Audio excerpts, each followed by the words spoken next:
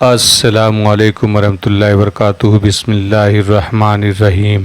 نین جیسا مستحکم قلعہ جس میں فوج کی کمی نہیں تھی، مٹھی بھر مجاہدین نے فتح کر لیا۔ اس وقت مقوقس بابلیون میں تھا۔ تاریخ حیران ہے کہ نین میں اس کی فوج کا قتل عام ہو رہا تھا اور وہ بابلیون میں اتنی زیادہ فوج لے کر بیٹھا رہا۔ حالانکہ اس کی دفاعی اسکیم ایسی تھی کہ نین پر حملہ ہوا تو وہ بابلیون سے فوج بھیج کر اس حملے کو ناکام بنا دے گا۔ نین سے بھاگے ہوئے کچھ رومی بابلیون پہنچے اور انہوں نے مقوقس کو بتایا کہ نین میں کیا ہوا ہے۔ ایک تو نین پر مسلمانوں کا قبضہ ہو گیا تھا اور دوسرا صدمہ یہ کہ وہاں جو فوج تھی اس کی اکثریت کٹ مری ہے اور وہی فوجی بچے تھے جو کہیں چھپ گئے تھے اور اب وہ جنگی قیدی ہیں۔ اس کا مطلب یہ تھا کہ رومی فوج کی اتنی زیادہ نفری ختم ہو گئی تھی۔ تاریخ میں آیا ہے کہ جب مقوقس کو یہ اطلاع پہنچی تو اس پر سختی کی کیفیت طاری ہو گئی۔ منہ کچھ زیادہ کھل گیا اور آنکھیں ٹھہر سی گئی، جیسے اسے توقع ہی نہیں تھی کہ مسلمان نین کو فتح کر لیں گے۔ کا دماغ تو شاید سوچنے سے ہی معذور ہو گیا۔ اگر وہ حوصلہ قائم رکھتا اور ٹھنڈے دل سے سوچتا تو اس کے پاس اتنی فوج تھی کہ فوراً جا کر نین کو محاصرے میں لے لیتا۔ قلعہ فتح ہوتا یا نہ ہوتا، اسے یہ فائدہ تو ضرور ملتا کہ مسلمان نین میں ہی قید ہو کر بیٹھے رہتے۔ نین سے کچھ اور فوجی اور شہری بھاگ نکلنے میں کامیاب ہو گئے تھے۔ بابلیون پہنچے تو انہوں نے وہاں کی فوج کو مجاہدین اسلام کی بے خوفی اور ایسی باتیں سنائی جنہوں نے سب کو حیرت زدہ اور دہشت زدہ بھی کر دیا۔ فوجی خوف زدہ تو یہ سن کر ہوئے کہ مسلمانوں نے رومی فوج کا کوئی ایک بھی افسر اور سپاہی زندہ نہیں رہنے دیا تھا۔ وہاں سے بھاگ کر آنے والے بعض فوجیوں نے یہ الفاظ کہے کہ مسلمان جنوں اور بھوتوں کی طرح قلعے میں داخل ہوئے تھے۔ انہوں نے انسانوں کے روپ میں دیکھ کر بھی کوئی رومی یقین سے نہیں کہتا تھا کہ یہ انسان ہیں۔ آج کے علم نفسیات کی زبان میں یوں کہنا چاہیے کہ مجاہدین اسلام نے رومی فوج پر نفسیاتی فتح پائی تھی اور ایسی فتح ایمان والے اور اپنے اللہ پر یقین رکھنے والے ہی حاصل کر سکتے ہیں۔ مقوقس ابھی نین کا صدمہ برداشت کرنے کی کوشش کر ہی رہا تھا کہ اسے ایک جاسوس نے یہ خبر سنائی کہ مسلمان دریائے نیل پار کر کے احرام کے علاقے سے آگے کو گزر گئے ہیں۔ یہ سارا علاقہ لق و دق صحرا تھا۔ مقوقس کو پہلے تو حیرت اس پر ہوئی کہ ان مسلمانوں نے دریا کس طرح عبور کر لیا ہے، پھر وہ اس سوچ میں کھو گیا کہ یہ جا کہاں رہے ہیں۔ تاریخ تحریروں کے مطابق اس وقت مقوقس کے ساتھ اتربون کے بعد نامور جرنیل تھیوڈور تھا۔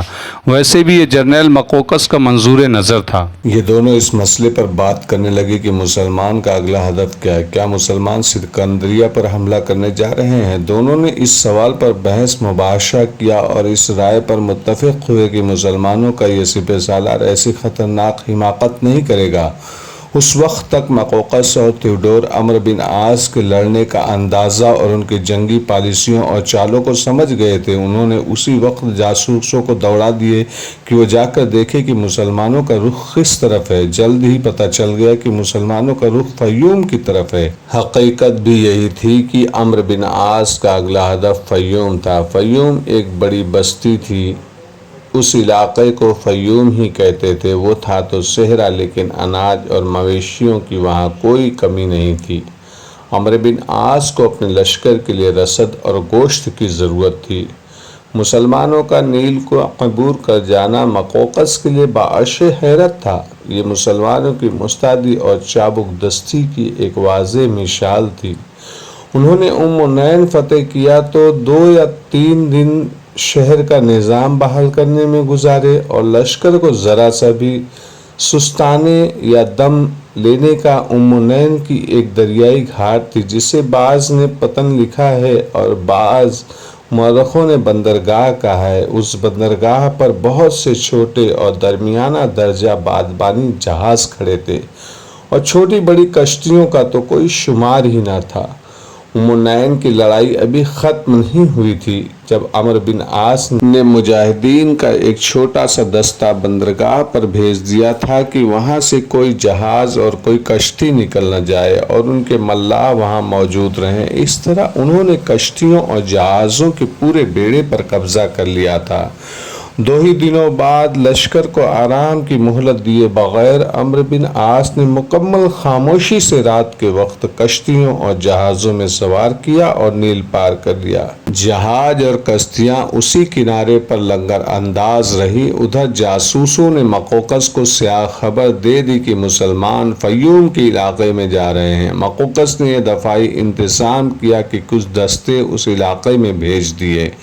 وہ صحرا ہموار یا میدانی قسم کا نہیں تھا، اس میں گہرے اور وسیع نصیب بھی تھے، ٹیلے اور گھاٹیاں بھی تھی، اور اس طرح چھپنے کا بہترین قدرتی انتظام تھا کہ چھاپا مار بڑی آسانی سے گھات لگا سکتے تھے۔ مقوقس نے اپنے دستے بھیج تو دیے، لیکن انہیں سختی سے کہا کہ مسلمانوں کے آمنے سامنے صحرا میں نہ آنا، کیونکہ صحرا کی لڑائی میں مسلمانوں کو شکست نہیں دی جا سکتی۔ مقوقس کے الفاظ یہ تھے کہ عرب کے مسلمان ریگستان کی پیداوار ہیں، اور جہاں کہیں یہ کسی ریگستان میں چلے جاتے ہیں وہاں ان کی جسمانی اور روحانی قوتیں پوری طرح بیدار ہو جاتی ہے۔ مجاہدین کے لشکر کے ساتھ مصری بدو بھی تھے۔ پہلے بیان ہو چکا ہے کہ جب مجاہدین کے لشکر میں آئے تھے تو ان سے یہ کام لیا گیا تھا کہ بستیوں کی طرف چلے جائیں اور چھاپے اور شبخون مار کر اناج اور مویشی اکٹھا کریں اور وہ لشکر کے لیے لائیں۔ ان بدوؤں نے بڑی خوشی، اسلوبی اور بڑی کامیابی سے کام کیا تھا۔ انہوں نے لشکر کے لیے اور اپنے لیے خوراک کی کوئی کمی نہیں رہنے دی تھی۔ اس کے بعد بھی انہوں نے لڑنے کے علاوہ اپنا یہ فرض کئی بار ادا کیا اور لشکر کی ضرورت پوری کرتے رہے۔ عمرو بن عاص جب فیوم کے علاقے میں گئے اس وقت بھی لشکر کو رسد کی ضرورت تھی۔ بدو اس کام میں مہارت حاصل کر چکے تھے، اس لیے سپہ سالار نے کام انہی کو سونپا۔ بدو ٹولیوں میں بٹ کر صحرائی بستیوں کی طرف چلے گئے۔ یہ بستیاں دور دور تک پھیلی ہوئی تھی اور وہاں جا کر صحرا ختم ہو جاتا تھا اور زمین زرخیز تھی۔ وہاں گھروں میں اناج بھی تھا اور بھیڑ بکریاں اور مویشی بھی افراد سے تھے۔ اب بھی بستیوں پر چھاپا یا شبخون ہی مارتے تھے، لیکن پہلے کی طرح نہیں، بلکہ اب کوشش کرتے تھے کہ ان کے ہاتھوں کوئی قتل یا زخمی نہ ہو۔ وہاں جا کر اعلان کر دیتے کہ لشکر کے لیے اناج اور مویشیوں کی ضرورت ہے، اگر لوگ خود ہی یہ چیزیں مہیا نہیں کریں گے تو گھر گھر کی تلاشی لے کر آخری دانہ بھی اٹھا لیا جائے گا اور کوئی ایک بھی مویشی پیچھے نہیں چھوڑا جائے گا۔ بدو ان لوگوں کو یہ یقین بھی دلاتے تھے کہ یہ مسلمانوں کا لشکر ہے جسے فتح حاصل ہوگی اور مصر کی حکومت ان کے ہاتھ آ گئی تو وہ ان دیہاتیوں کی کایا پلٹ دیں گے، ہر کسی کو پورے حقوق ملیں گے اور یہ مسلمان رومی بادشاہوں جیسے بادشاہ نہیں، کسی کا حق چھینتے نہیں۔ بدو یہ بھی کہتے تھے کہ مسلمان ایک ایک دانے اور ایک ایک جانور کی قیمت ادا کریں گے۔ دیکھتے ہی دیکھتے بدوؤں نے اناج اور دیگر اشیاء خوردانی کے انبار لگا دیے اور بھیڑ بکریاں اور مویشی اس قدر اکٹھے کر لیے جو بہت دنوں کے لیے کافی تھے۔ ان بدوؤں سے ایک فائدہ تو یہ پہنچا کہ وہ خوراک اکٹھی کرنے کے ماہر ہو گئے تھے اور پھر لڑتے بھی تھے۔ اب انہیں باقاعدہ ترتیب اور تنظیم میں لڑنا آ گیا تھا۔ فیوم کے علاقے میں جا کر ان بدوؤں سے ایک فائدہ اور حاصل ہوا، وہ یہ تھا کہ جس علاقے سے بدو خوراک اور مویشی لا رہے تھے اس علاقے میں بھی انہی جیسے مصری بدو بھی رہتے تھے۔